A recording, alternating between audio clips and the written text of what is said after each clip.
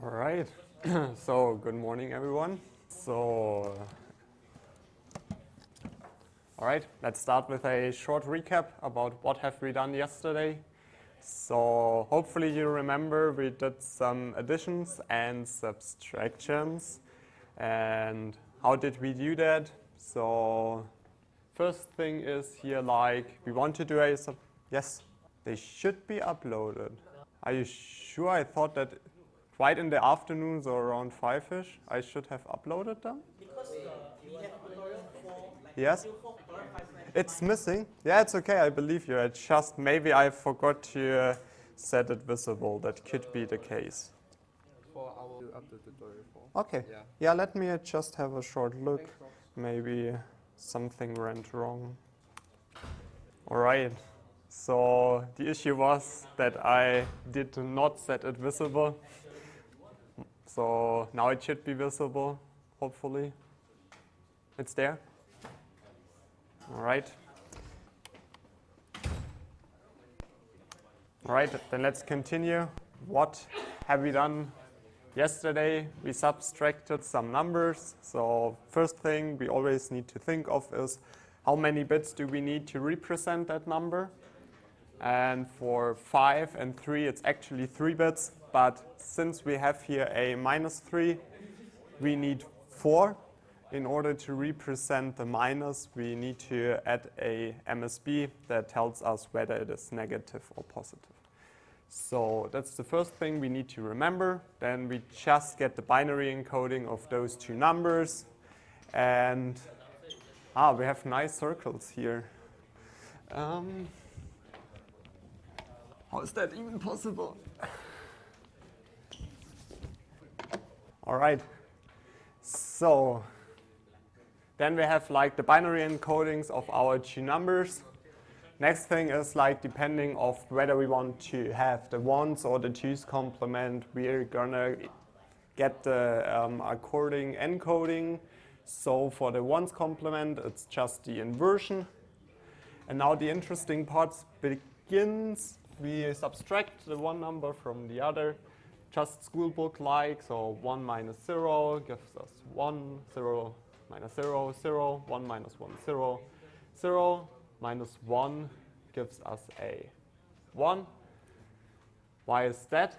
Because 0 minus 1 would be negative, so we need to borrow a 1 from here.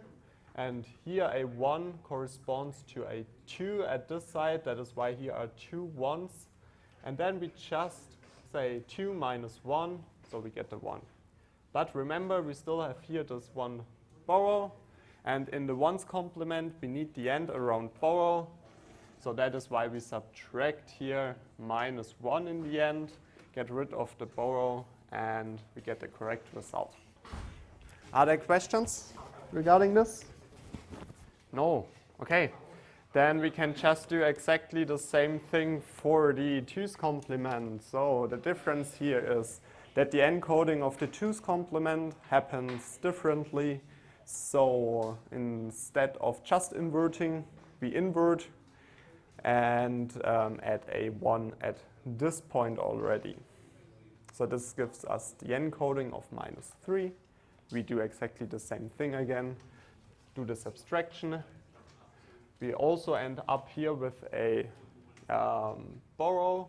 So at this point, the interesting part is that for the twos complement, we just ignore the borrow and that's it. We directly have the correct result. Okay, then we found a more formal way how to describe this. So in theory, you could do this for the radix -1 complement.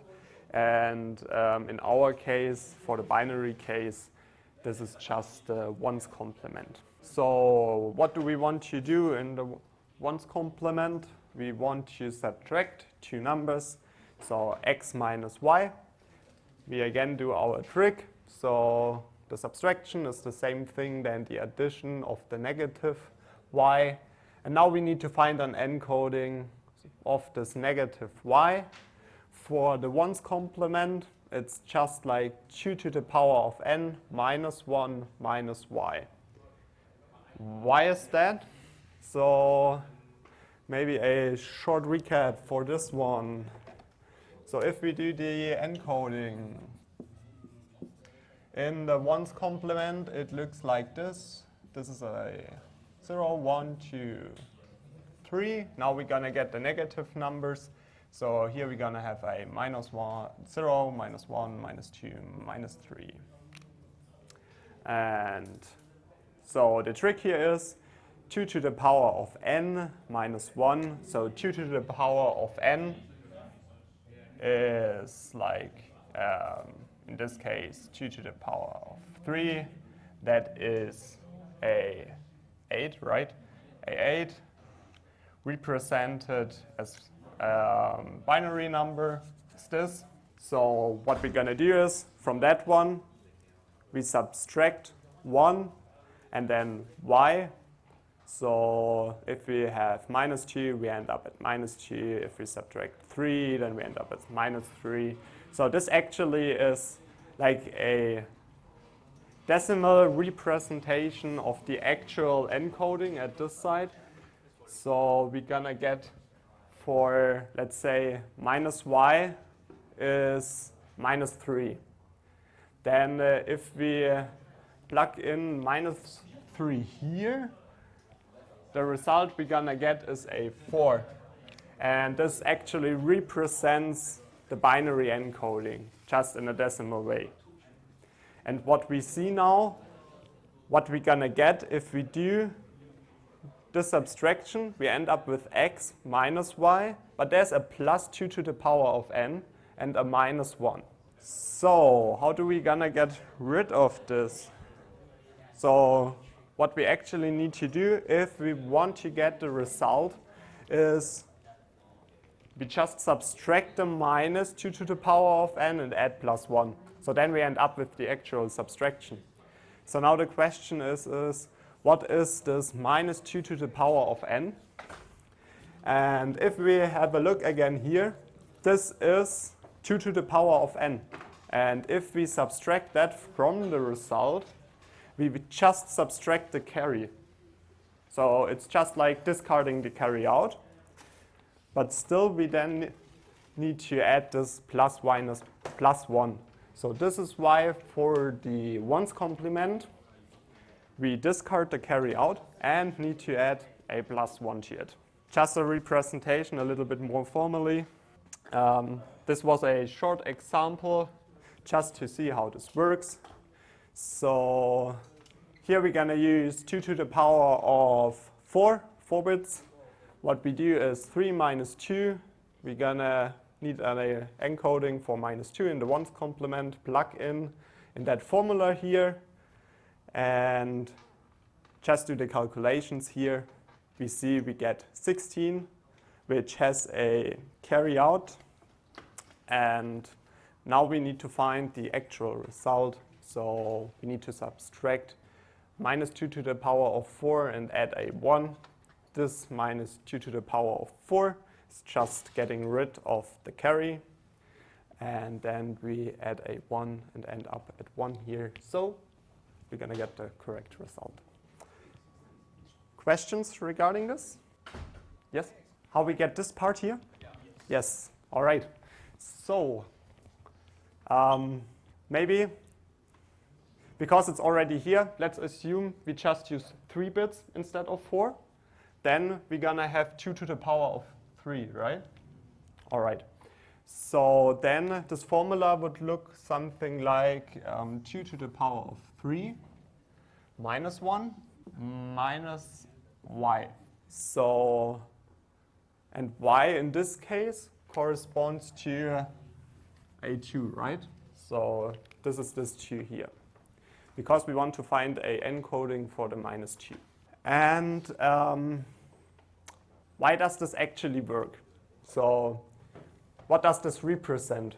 This is a representation of the -2 in the binary scenario, but as a decimal value. This means, so what's actually happening?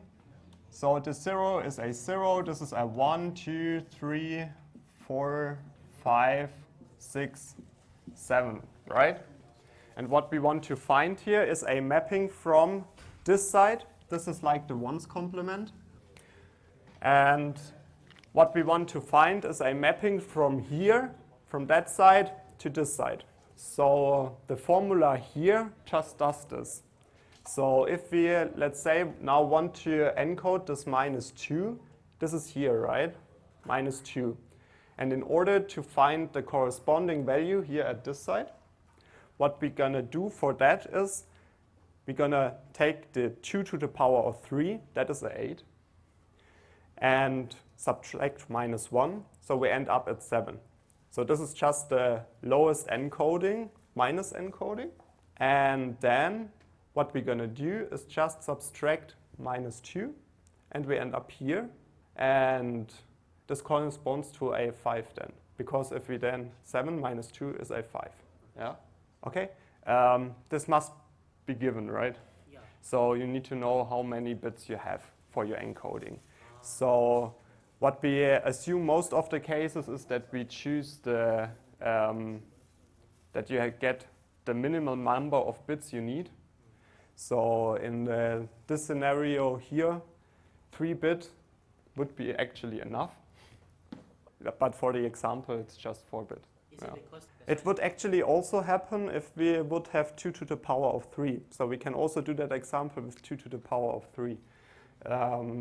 So then 2 to the power of 3 minus 1 is 7, minus 2 is 5. Then we have 3 minus 2 plus 2 to the power of 3 minus 1. So this is just if you have 3 bits, and then the result would be like this is a 1, this is a 8, and this is a -1. So the result would be 8. And this corresponds to this one. And since here in this case we only have 3 bits, we also get a carryout. Yeah. Yes. Yes. The -2 here is just because we want to do 3 minus 2. So this is the -2 here. Yeah. Okay. Questions? So once again, if it is 7, so we want to calculate 7 minus 3. Okay. I think you need 4 bits because we're gonna have a signed operation, right? So you need to encode the 7 also accordingly. So you need 4 bits. Yes? So now we have the set, right? So we found a way to do the calculation in the ones complement. But what we see here is, as soon as we do the encoding, our result is not 3 minus 2. There's still something on this side, right? There's still a plus 2 to the power of 4 and a -1. But what we actually want is 3 minus 2. So we need to get rid of this part. And the simplest way to do that is just to subtract -2 to the power of 4 and add a 1. So then we end up with 3 minus 2. And this is why this part here is needed as well. Yeah. So what happened to this -1 here? So this is just inside the 16, because the result of this one is 16. So plus 2 to the power of 4 minus 1 is just part of 16. But since it's part of the 16, the result is wrong. And we need to subtract -2 to the power of 4 and add +1 again to come to the correct result. This is why we do that here. Yes? Yes? Yes? Is it just why? Because So it... like according to Bear Book, what is the process? So maybe it's easier to see here. What we want to calculate in the end. So our final goal is x minus y. All right. So this is also what we have here. This is x minus y. That is what we want. So we start off with x minus y, do our trick here with the plus minus y, then do our encoding of the minus y. But then, since we did our encoding, we ended up with this as a result. But what we actually would want is x minus y. So now we have the problem that there's still a plus 2 to the power of n minus y. And therefore, yes, no. Yeah, all right. And then the same thing for the choose complement. So we can find a very similar representation of that. So we want to do x minus y, need to find an encoding of minus y. And there, the formula for the encoding is this one. So it looks very similar, but as you remember, you already add a +1 during the encoding. So this is why you end up with this formula here as a result. There you also still have the problem that there's the +2 to the power of n, but we just subtract it as well, and this -2 to the power of n is just getting rid of the carry out, and we end up with the correct subtraction again. So maybe for a short recap, it's nice that we in the two's complement do the +1 already during the encoding. So we don't need to do this afterwards here. All right. So long story short, we're gonna need a end around carry or end around borrow only in the ones complement case. In the two's complement case, we can just discard the borrow or the carry. And what happens if there's a carry out? We just discard it. And for the ones complement case, we add a 1 to the result. So this is very important to remember. And for the case that we have a borrow out and not a carry out, we also discard the borrow out, but instead of the addition of 1, we subtract a 1. Okay, so what have we done next? So we built up a circuit where we use a normal full adder to do a subtraction. So the idea behind it is that we use our trick again, right? That a subtraction is the same thing than an addition of the negative second operand. So if we have a look at the circuit, we need to find the two's complement of the second number. And how do we do that? We invert the second number and add a +1 in the end. So the inversion is just like inverting every bit, right? And the +1 is just realized by setting the carry in of the full adder chain to +1. So, or to 1, and this realizes the +1. All right. Then we thought about, okay, now we can do subtraction using a adder. But there should be also a way to do a subtraction using an actual subtraction logic. So what we've done is like, we thought about, okay, how can we find a logic functionality that realizes an actual subtractor? So this block here looks exactly the same as an adder right now. We have two operands. We have one output for the result.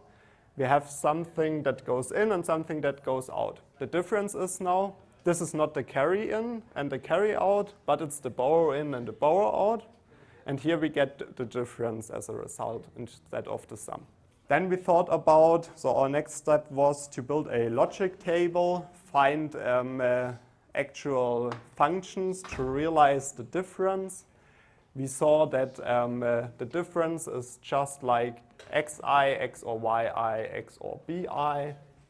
And then we found an equation for the borrow out. And a very intuitive way to think about this is like, if I have 0 minus 1, I need a borrow. So this is the first part. If I have a 0 minus 1 of the borrow, I also need a borrow. That's this part. And what happens if I have a -1, -1? So this is like a subtraction of -2. I will definitely also end up with a negative number, never minding what xi is, right? So I also need to take part of this, this number here.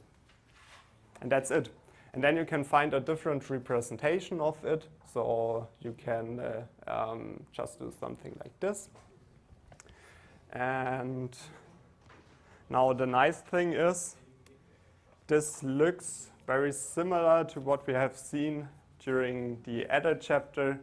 So this part then can be seen as a generator for the borrow, and this part here as a propagate. So if this part is true, then we're definitely gonna generate a borrow. If this part is true, then we only generate a borrow if BI is set, right? And this is a so-called propagate of the borrow in, and that is why it is called propagate here.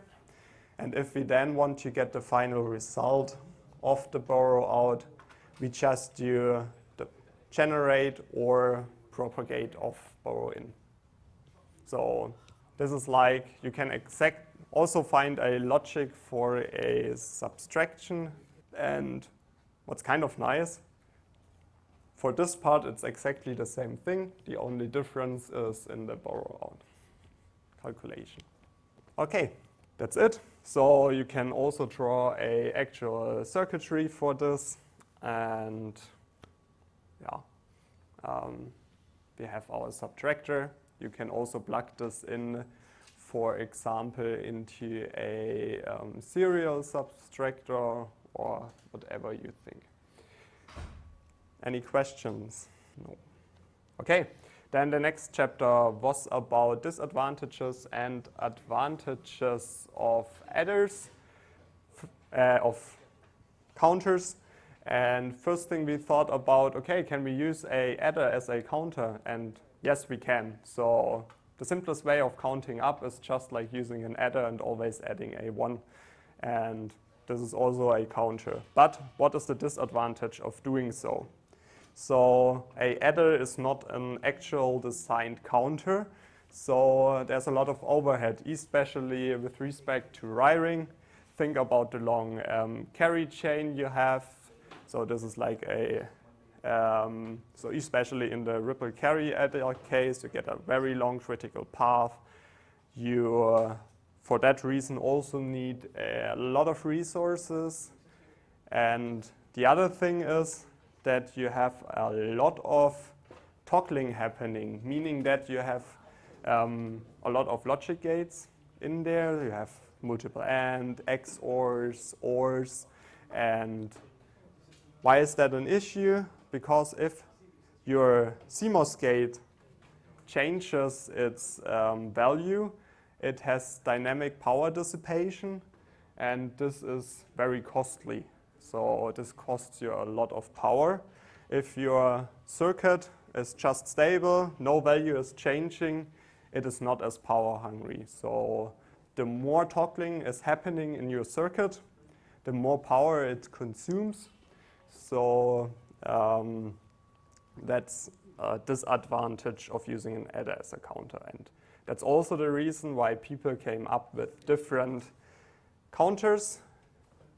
And one very simple example is the ripple counter. It has the benefit that it does not need too much area. It uses binary encoding.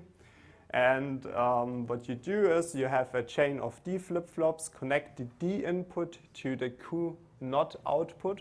So if you do something like this, right, then you take your Q not, connect it to the D, so this is your Q not. And what's then happening? This is like a toggle flip-flop, so if there's a rising clock edge, your output's gonna toggle from 0 to 1 or from 1 to 0, depending on what Q naught currently is. Yes, and your clock is connected to the event. So if the event has a rising edge, then the counter is advanced one step. Then the next counter is like a synchronous counter, because here in the previous scenario, the issue is that now the next, let's maybe draw it once, that Q here is connected to the clock input here, which then leads to the issue that this flip-flop is like toggling with half of the period this one is frequency. And this means if you get an event here, you need to wait until all the toggles had happening on the last flip-flop. And this is why this is an asynchronous counter, because you need to wait a defined amount of time and are not sure like at what point in time it actually is stable, but you can find an upper bound for that. And for the synchronous case now, you have the benefit that you get your event and your counter counts one up and you directly get your result. You don't need to wait for multiple clock cycles until you get your result. But it's more area hungry. And how is this built up? It is built up using a chain of JK flip-flops. The first flip-flop is the JK inputs are tied to high. So this is then also a toggling behavior of the JK flip-flop. And the other flip-flops, the JK inputs are connected with AND gates over all previous flip-flops. So this means that the other ones only toggle if the previous ones had been 1. So if we have a look at the case 3 here, for example, if there is a 0, 1, 1, this means if we now get an event, so we want to count to 4, then if the previous one, so bit here and here are 1, then this one is gonna toggle and those two as well. All right. And then there's a ring counter. What is a ring counter? You have a chain of D flip-flops directly connected D to Q. The event connected to clock in is also connected to the clock input of all flip-flops, so it's also a synchronous one. And on reset, the first flip-flop is set to 1 and the other set to 0. So in the end, you have like a shift register where the outputs of the previous one are connected to the inputs of the one afterwards. So every clock cycle, the value from this one is shifted to the right. So this is like the first stage. Then the next clock cycle, this is happening and so on. And since there's only 1 1 in there, this is like a 1 hot encoding, and you kind of know, okay, as soon as I have a 1 at some kind of the flip-flops, these are the amount of cycles that have been counted. All right, then there's the Johnson counter. The Johnson counter is very similar to this one. The only difference is that there's a feedback loop that has a knot inside. And what's happening here is like first stage is a 0 everywhere, right? And since there is then a 0, we get a not 0 in the input case. So we get the first one here. For the next scenario, we also have a 0 at the output. So we're gonna get a 1 at the input. This one is shifted here. So this is the next stage. Still a 0 at the output, giving us a 1 here at the input. This one is shifted to displays, and this one is shifted to displays. And now the next state is, okay, we have a 1 here at the end. So the first one here is a 0, 1, 1, and so on. And now the 0 is gonna propagate through it. So this is like the Johnson counter then. Okay, and there's the gray counter. So when do you want to use a gray counter? What scenarios do we have for a gray counter? Yes, so the nice property of it is that only 1 bit flips at a time. So if we have consecutive events, only 1 bit flips, not multiple ones. And how that is built up is like, it uses block elements. It's a little bit more of a complex design. You've seen that during the lecture. And it has nice properties for energy and efficiency. And where do we find gray counters? What is a good example? Where do we use gray counters? Sorry? Speedometer. So you mean that you count up how fast your circuit runs or what? Ah, okay. It might be, it could be. I'm not sure, I've never built one, so no idea. Yes, that's what I wanted to hear. A FIFO. So if we have a asynchronous FIFO and we have two clock domains and we have a clock domain crossing of a counter value, then we definitely gonna need gray counters there because it has the benefit that only one bit flips. We're gonna come to why this is a thing. Then we had a look at the how to design a counter, and the trick here is following. We actually built like a little state machine, so a finite state machine. So what does this actually do? We have our register with our values, and we have an output here, and we have like a logic functionalities that realize our next value, and this is the input to our register. So what do we want to have? First state is a 3, so a 3 is 0, 1, 1. And now we need to know, okay, what is our next value? Our next value is a 4. So we're gonna need to design a logic here that derives from this one, a 4. And this is a 4 then, which is the next in here. And then we need a logic that derives us from the 4 a 6. So the next value logic here then retrieves, depending on this state here, a 6, and a 6 is this one. And so on. Next one would be a 7, and then we start all over again. And then it's just like, okay, repeating from here to here. All right, and how do we do that? We just do a logic table. So these are the possible register values that can be seen. So these are the state values. And then we need to define the next value. So this is what's our logic that should be happening in that logic cloud here that derives us our next input to the flip-flop. And this is happening here. So just the encoding is seen on that side. If we have a 3, next state is a 4. If we have a 4, next state is a 6, and so on. And then we end up with this table, and we just need to find formulas so that we can realize the next value. And how do we do that? We say, okay, we have 3 bits here, so 3 outputs, 3 functions we need to derive.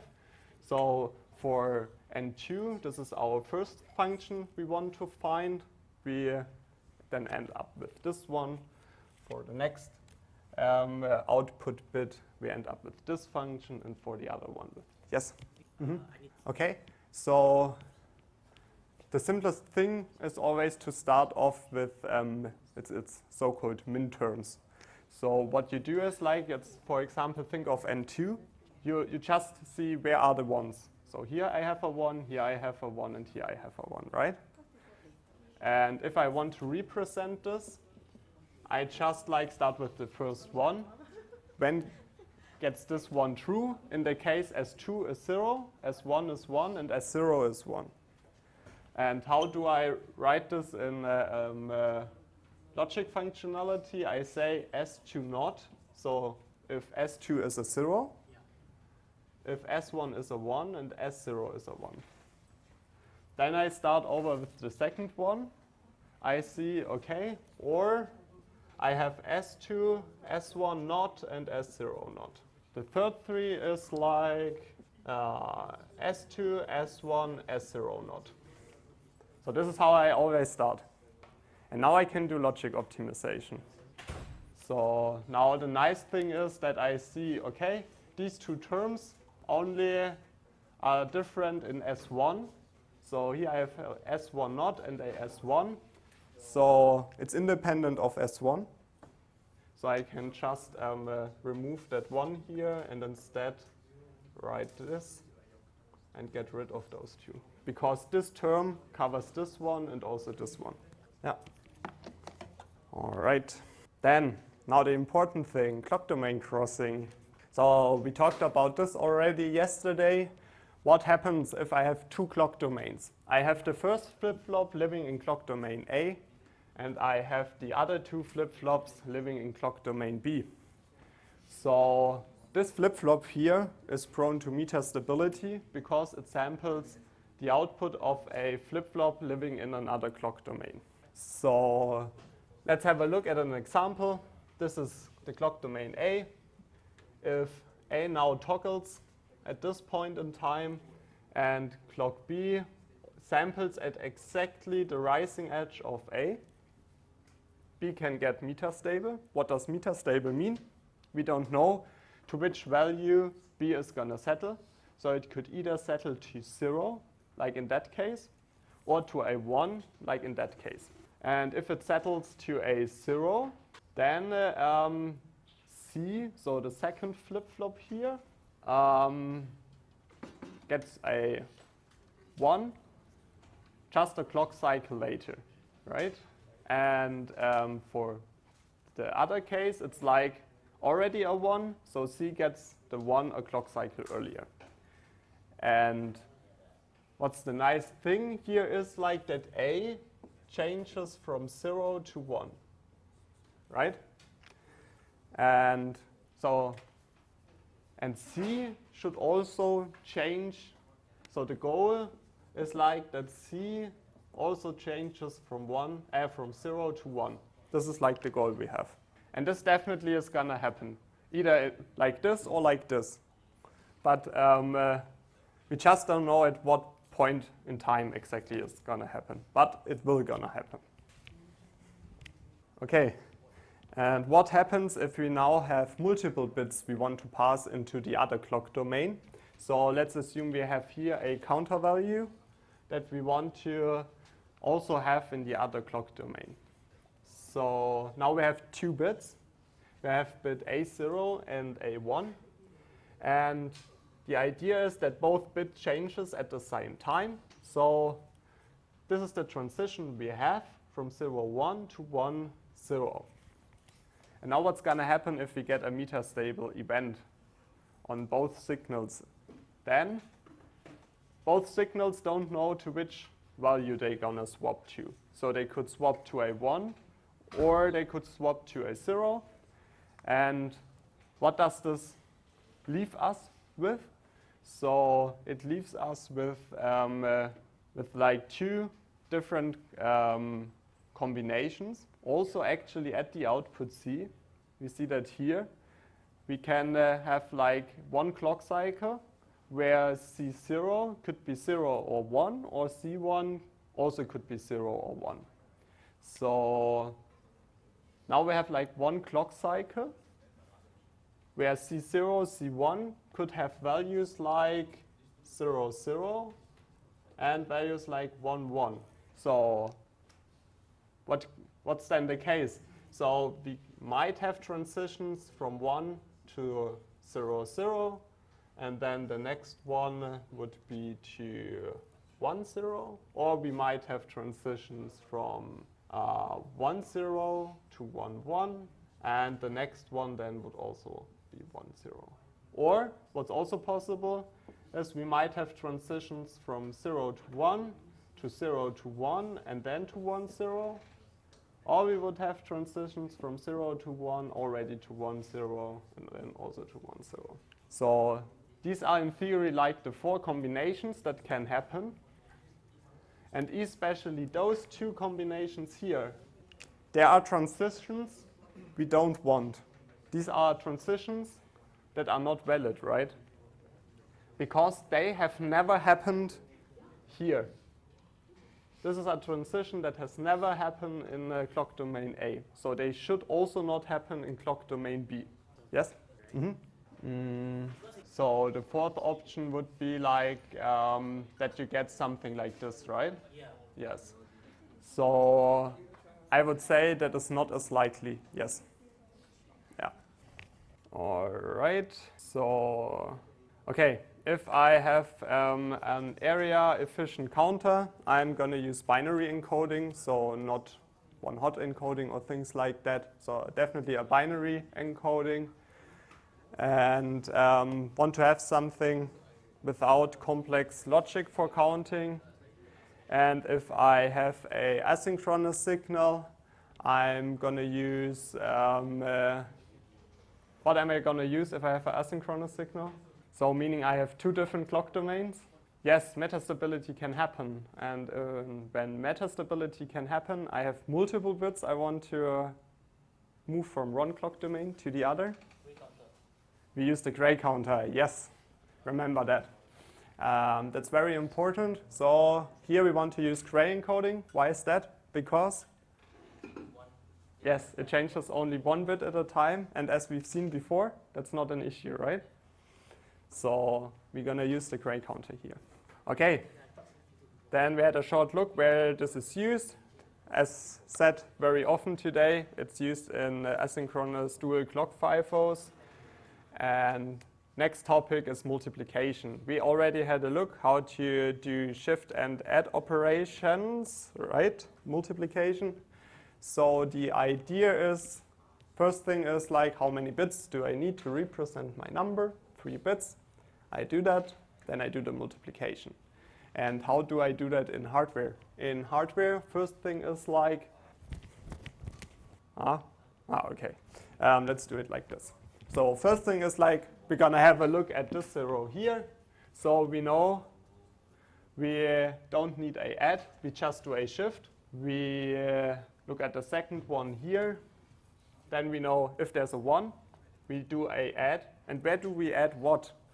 So we add the left side, so the 0, 1, 1, and also place it in the result register, add it to the result register on the left side. And then next step is shifting it by 1 to the right. Next thing is like, next one here, okay, also need an addition again. So to this number here, we add 0, 1, 1, and end up with this value here. Next shift, so we shift this value or all those values to the right, and we end up with this one. And this actually is our result. All right, then we did the same thing again, or you did. And here's the nice thing. What did we do here? We multiplied 2 by 7, right? And if we now have a look at the result, we get 0, 0, 1, 1, 1, 0. And what is this? This is a 7 shifted to the left by 1 time.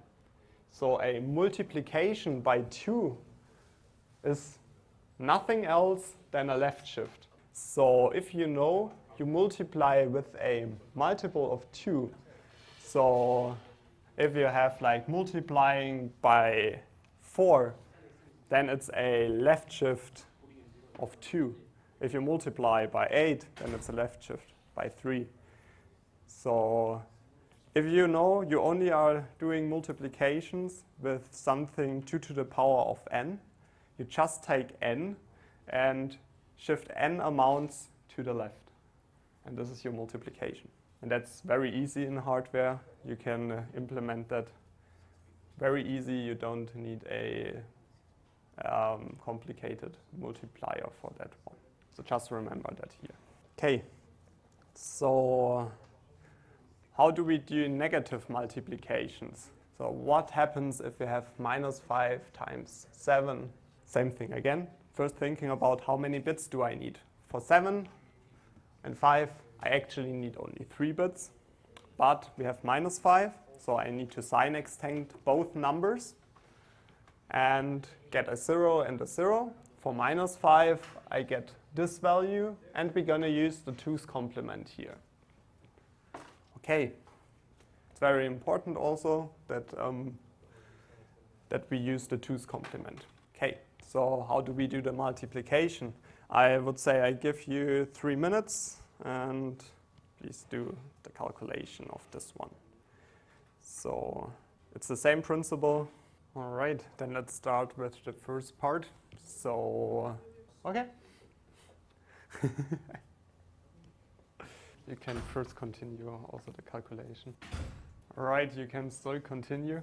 I'm just gonna start explaining the first step.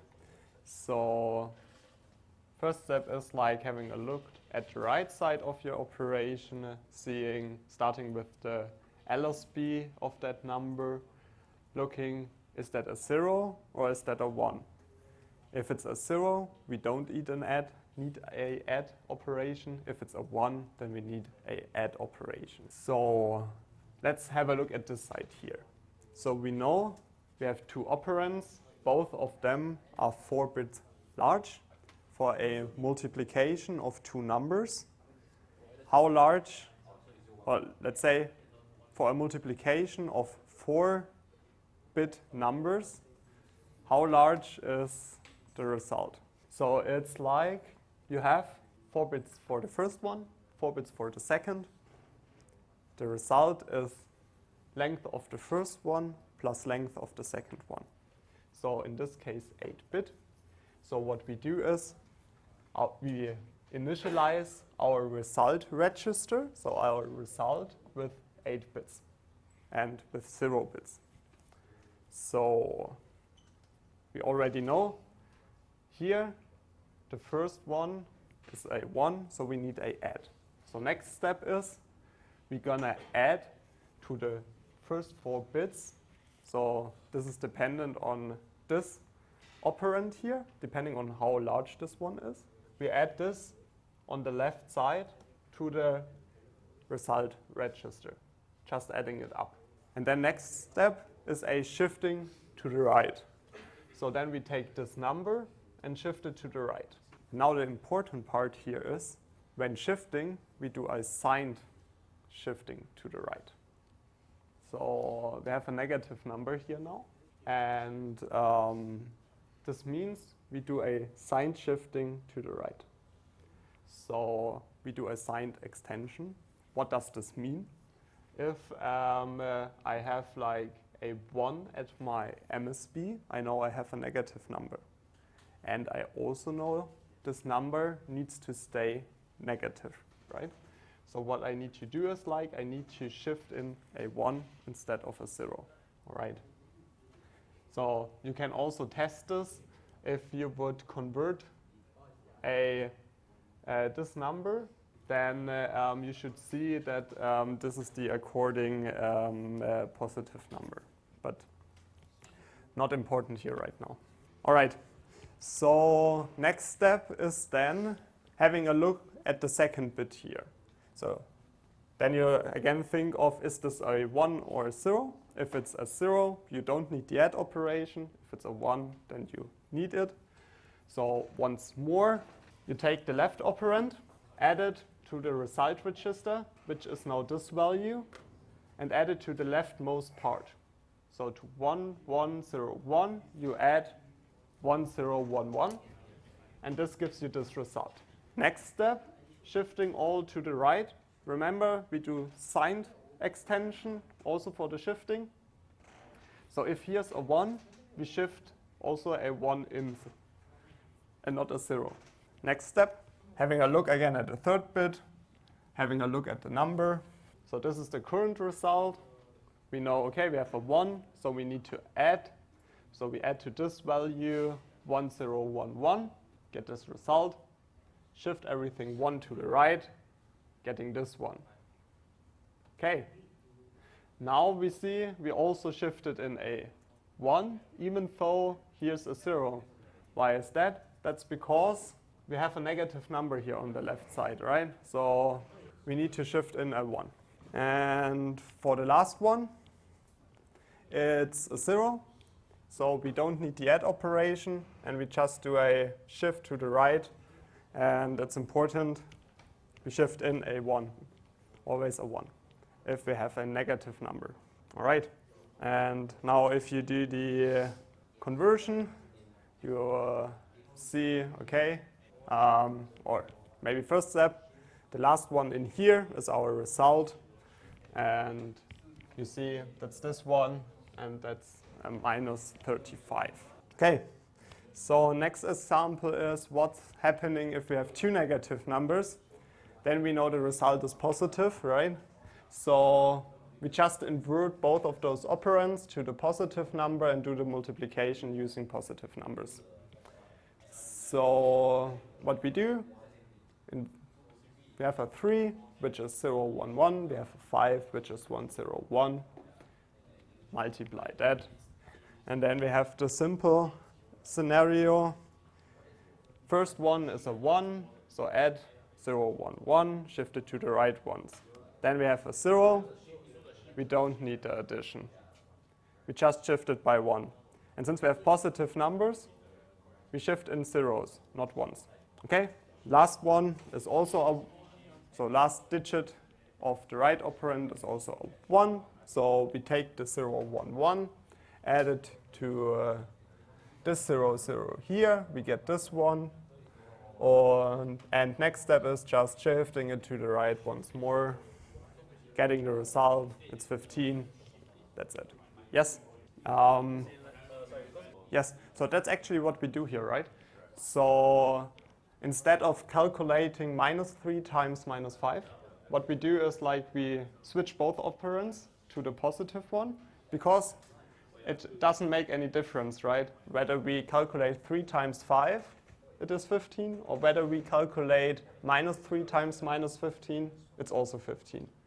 So it's definitely easier to calculate 3 times 5. So instead of also having the hassle to get the negative encoding here, we just take the positive values and do the multiplication. Actually, I haven't tried it by myself. You can try it. I'm not sure what's going to happen. All right, so the important part to remember, if we have two positive numbers, the shift is happening with a 0. If we have one negative number, the shift, so make sure that the -5 is in the front, so the negative number is in the front. And then we have the signed extension, so we shift in once, okay? But very important here is make sure the -5, so the minus number is on the left-hand side and the positive is on the right-hand side. It's important. Okay, what's happening if we have two negative numbers? Then we just take the positive ones. That's it. Questions so far? Okay, then let's make like a short break of 10 minutes and then we're gonna continue. All right, then let's continue with the next part. So how can we now optimize how we do multiplications? So as you've seen so far, we do the add and shift or shift and add operations.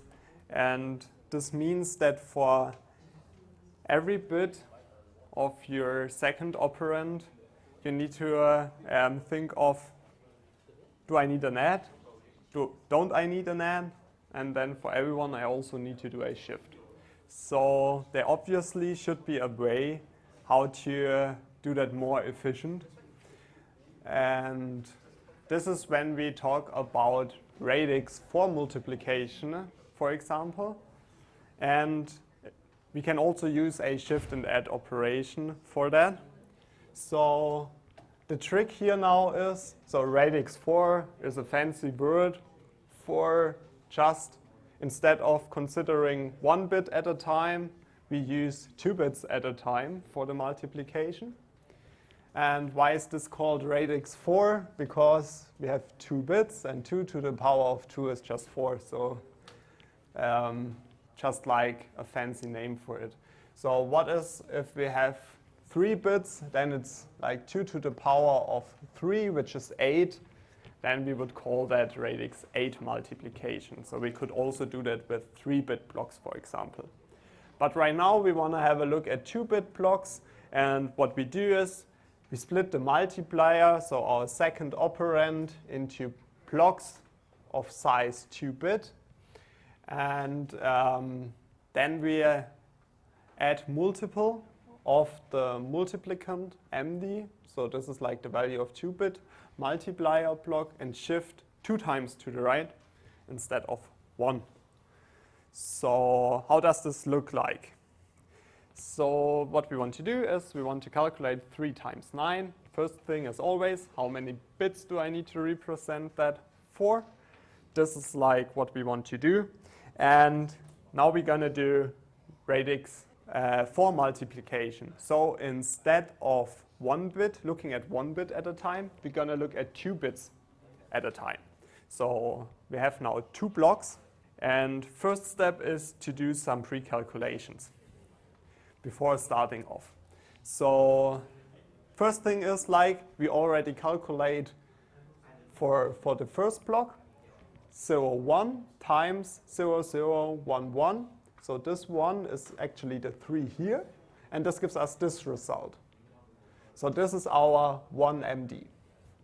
And then we take the second part here, the second block, and we do the same calculation. So this then is like 10 1, 0 times 0, 0, 1, 1.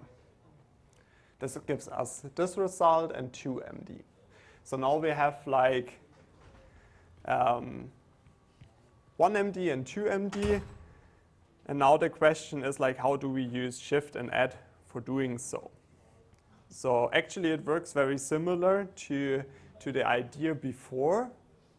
So instead of looking at the first bit now, we look at the first block, which is 0, 1. And what we do now is we want to multiply 0, 1 times this block here, right? And we've already done that, so this is our result. And so what do we do? As last time, we initialize our result register depending on the number of bits we're gonna need with zeros. We think of, okay, what is our first MD?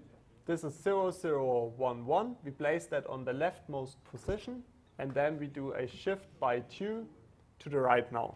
By a shift by 2 because we have a block size of 2. So we analyzed 2 bits simultaneously and can move on to the next 2 bits.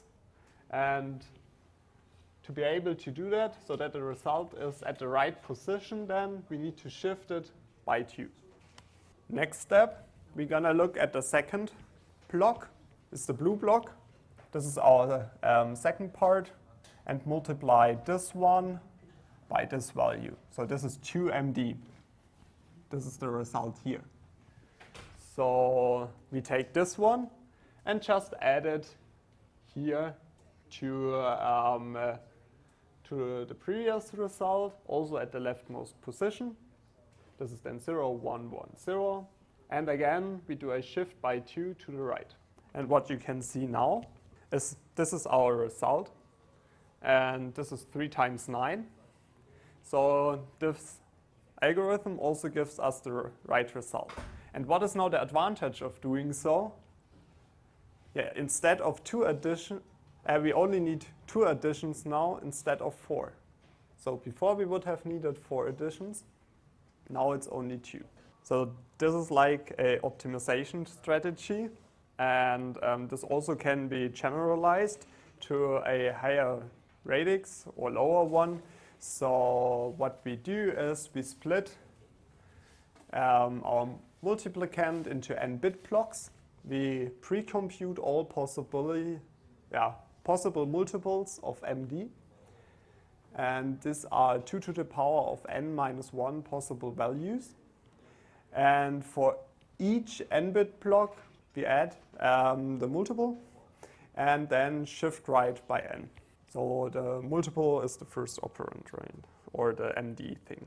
Questions? Okay, so now the next question is like, how can we actually efficiently form and use partial products of our multiplication? So the trick is like, we have our MDs, for example, in this case we have 1 MD, 2 MD, 3 MD, and they can be pre-computed and stored already in lookup tables.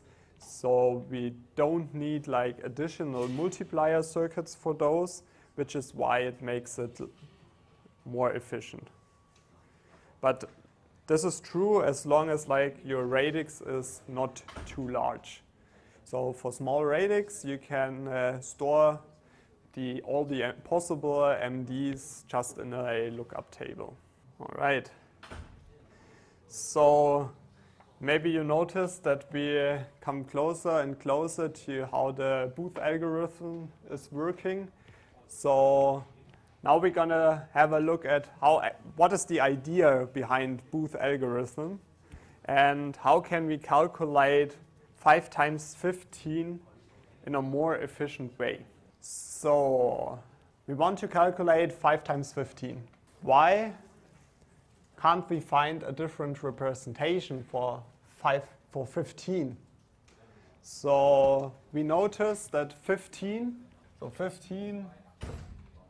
corresponds to 1, 1, or let's do it differently. Too many ones. It corresponds to F in hex, right? So it's just a sequence of ones. And now the idea behind Booth algorithm is like that we can just say, okay, 15 is the same thing than 16 minus 1. So we calculate 5 times 16, and afterwards we subtract 5. So this is just exact the same calculation, but now you have the benefit here is 5 times 16. And 16 is a multiple of 2. What have we seen before? What is multiplying by a multiple of 2? How can you realize that? Sorry. So 16 is like 2 to the power of 4. Yes? And what do you do for a multiplication by 2 to the power of 4? Yes, so you can just use a shift operation. And we remember that shifting is much simpler and cheaper than an actual multiplication. So what we achieved here right now is that we only need a shift and don't need an actual multiplication anymore. So this is the basic idea behind Booth algorithm. So we have then 4 times 16, which is 4 times 2 to the power of 4, and we just shifted 4 times to the left, and that's it. Then we end up with this as a result, which is AT, and still we need to subtract minus 5, so we've seen that plenty enough times. So it's just like plus by the negative 5, and doing so we end up with 75. All right, so this is like the basic idea behind it. And so the Booth multiplier now combines those two things. We now do radix multiplication, so it allows doing radix multiplication. And what it also does is like it optimizes the calculation if we see patterns of ones, because then we can do this nice thing that we, for example, then in the case of 15, we just do 16 minus 1 instead and can do a shift. So this is like the nice thing of Booth multipliers. If we find a sequence of ones, we can replace the sequence just by a shifting operation. And first thing we're going to look at now is how does Booth actually work. And this is something, if I wake you at night, you should be able to do that. And it's just an algorithm you need to apply, so stay alert now and see how this algorithm works, because that's something you're definitely gonna need.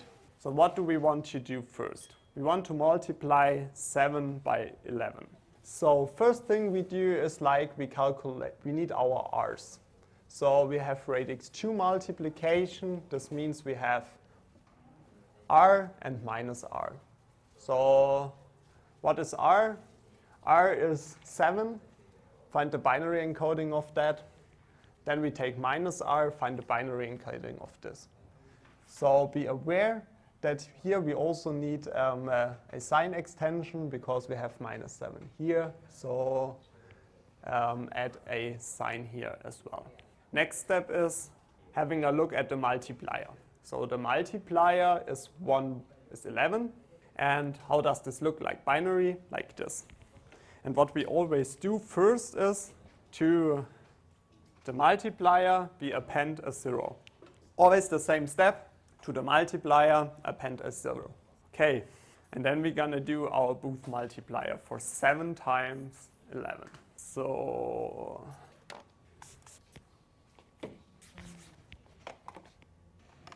So what definitely helps is if we just remember those numbers.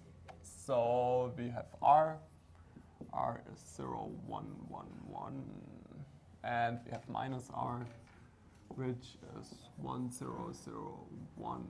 And we have M is 0, 1, 0. Okay, all right. So first thing we're gonna look at, if we have radix 2, always taking then 2 numbers here, right? So these are the first indices we're gonna look at. This is this step here.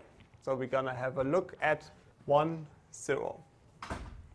And now the important part begins. So as I said before, the Booth algorithm tries to find patterns of these, right? So it tries to find patterns of ones. And if it finds that, it can do this optimization thing that we do just a shifting and a subtraction or addition in the end of this one. So now we need to find a way how to recognize such a pattern. And a nice thing to do so is like if we see something like 0, 1, we know such a pattern begins. If we see something like 0, 1, we know such a pattern ends. So now the interesting thing is, if we know this pattern begins, we do the subtraction. Here we have minus R, and here we add R. So addition here of R is nothing else than having this 2 to the power of n, right? And minus R is then just the subtraction of this minus 1. So this is like kind of the correspondence, what we do here. And let's see where we find in the multiplicand these patterns. So first is like 1, 0. We see that. We know, okay, we need to subtract minus R. So we do that. So this is our result register. We subtract minus R. So since we have minus R, it's an addition of minus R. So just placing the number here. Then we move on. We shift M one position to the right. So the next numbers we're going to have a look at are those. Now we have 1, 1.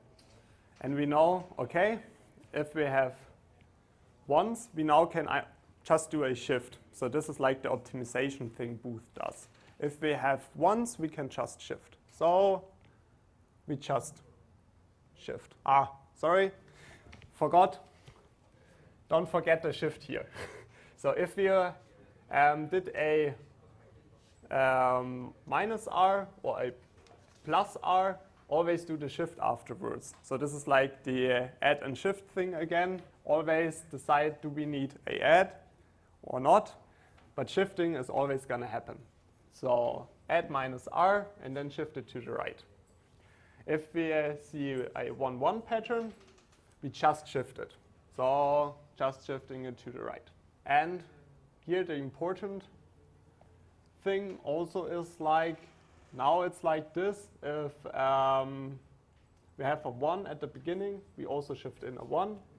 If we have a 0, like here, we shift a 0 in. But if it's a 1, we shift in a 1. Okay.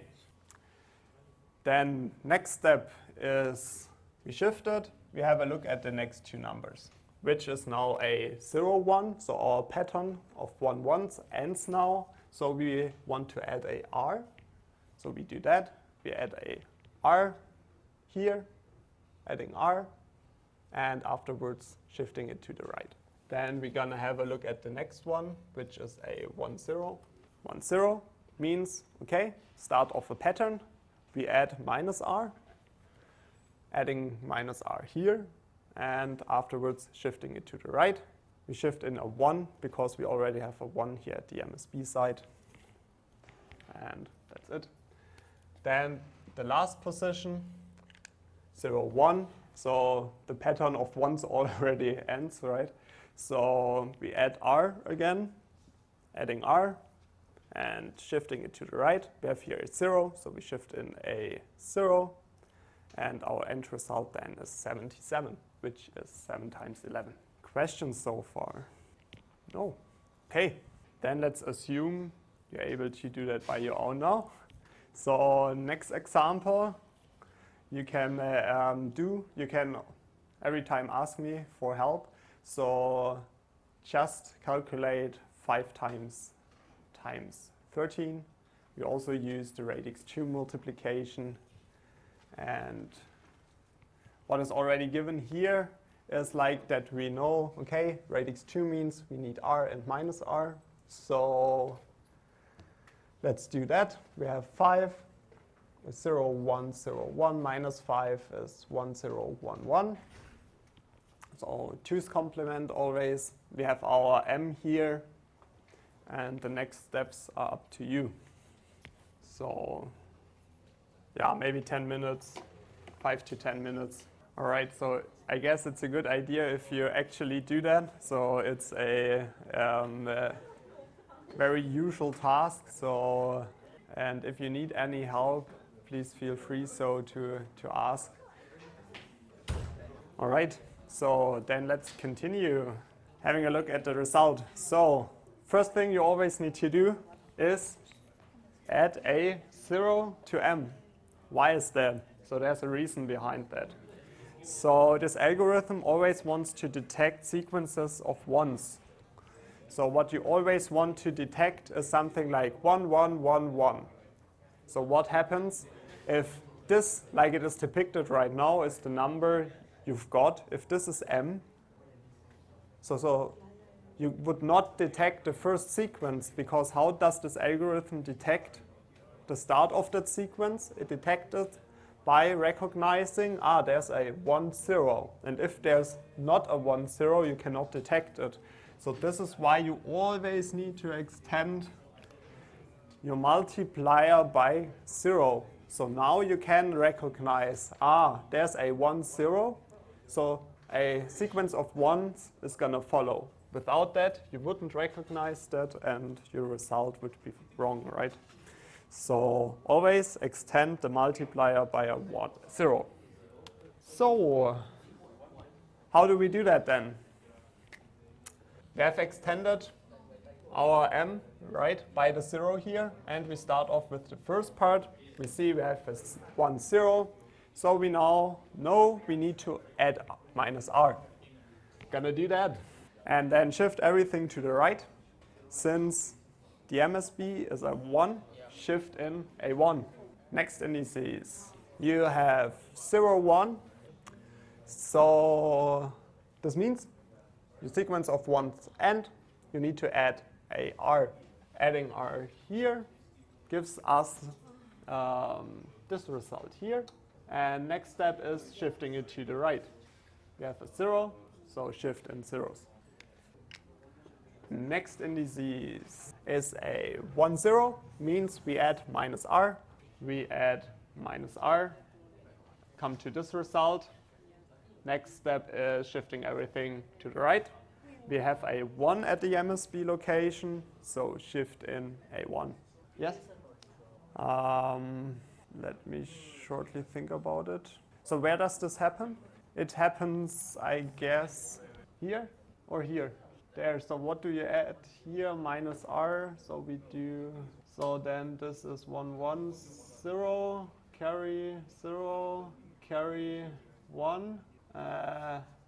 1 plus 0, 1. There's no carry. That's the wrong one. Good question, actually. This one to this one? This one. So add r. So from this to this, right? So we add r R is 0, 1, 0, 1. So we get 0, carry 1, 1. 1 plus 1 is 0, carry 1, 1, 1, 0, 1. Yeah, so just discard it. Yeah. Yeah. Multiplication we don't follow now. True. Yeah. Once more. So this is more or less exactly the same. So radix. So also not this. So for the radix, 2 to the power of n. No. So we don't discard. Yeah. Yes. 110. Okay. Okay, 13 is 1101, right? Yeah. Okay, why are we adding a 0 in front of it? Have we added okay. This is like what we want is that the that both operands should be exactly the same size, right? So just let me have a look at it. Yeah, what we always do here is like a sign extension, right? Or we did that also here. So this is just also happening here. No, so no. The thing is, your 5 is ready. Why can't your swap? No, 5 just needs a 3. It's only 1, 0, 1, 1. Then you add 0. Then you invert it, it comes this. So 4 bits. Oh, okay. so we're adding a... Yes.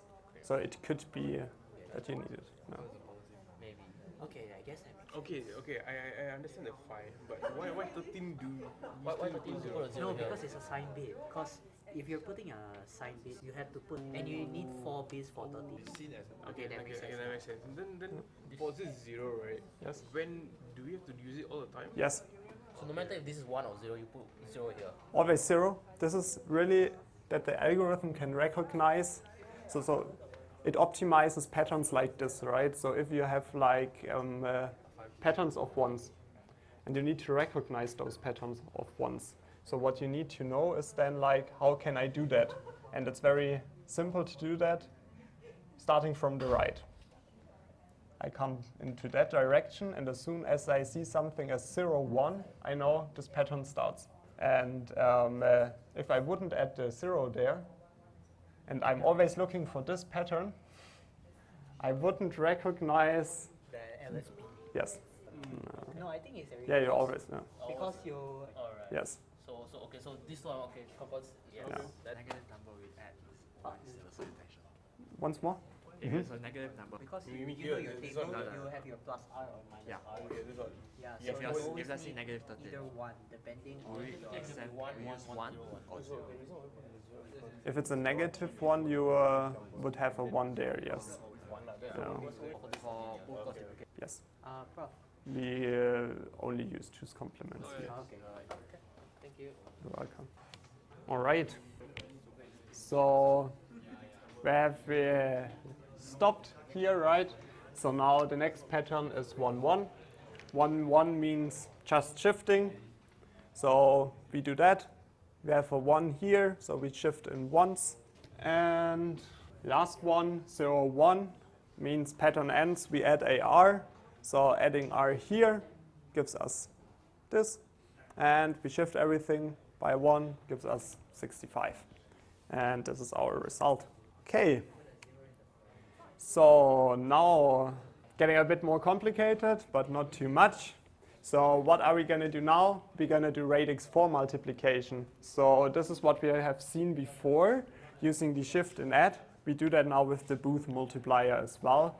So in kind of what we do is our multiplicand now, multiplier, is now just also handled in blocks of 2 bits instead of blocks of 1 bit. So this is the difference. And how do we do that? We now need to calculate R, 2R, R and minus 2R. So this is just because we're going to use radix 4. We need to also calculate 2R and minus 2R. Okay, so same thing as always. Append a 0 to the multiplier. Same step. So what are we going to do next?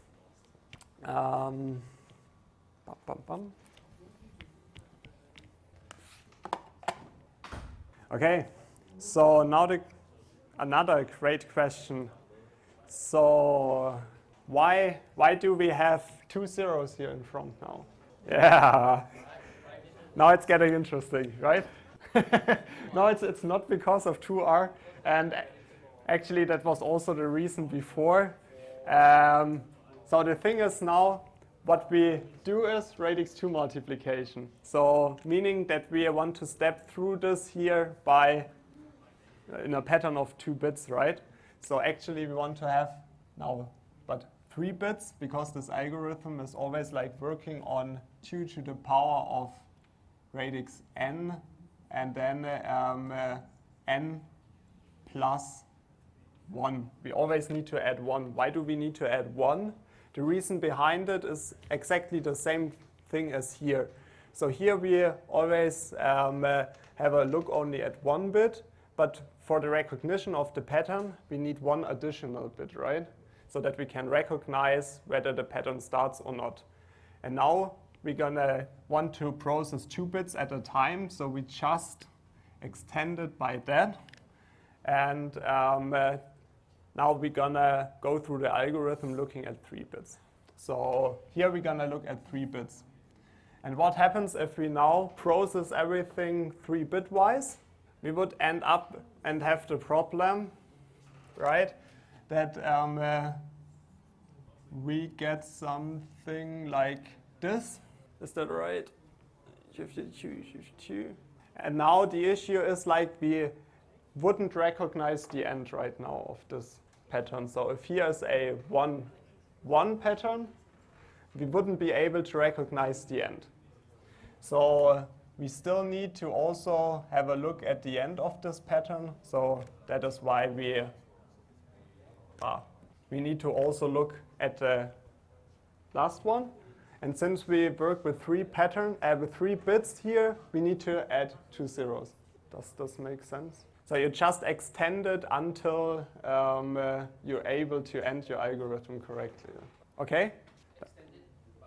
Then you work 2 to the power of 5. This means you have 4 plus 1 bits you process. Yes. So you would have then 5 bits, right? If you have, so no, you say radix 5. Radix, I think that's nothing that exists, right? Does it? Okay, so what would exist, for example, is radix 8. And radix 8 does mean I have 4 bits. Radix 8 means 4 bits. So 2 to the power of 4, which is 8. Sorry, then it's something like that. Okay. And then I have 4 plus 1. So I need 5 bits I need to look at. So 1, 2, 3, 4, 5. First step. And I shift always by 4 then. So meaning shifting by 4. The next one pattern would start here, right? And I would need 1 other 0 here. Yeah. Yeah. That's actually radix 16, sorry. Yeah, this is radix 16. So we have, yes, so for radix 4, yeah, we have 2 to the power of 2. That is correct now, right? Okay, so then we have 2 plus 1, so we're going to look at 3 bits at a time. 3 bits, and we shift by 2. So I guess that was the one that was written here before was wrong. So we're going to shift now by 2.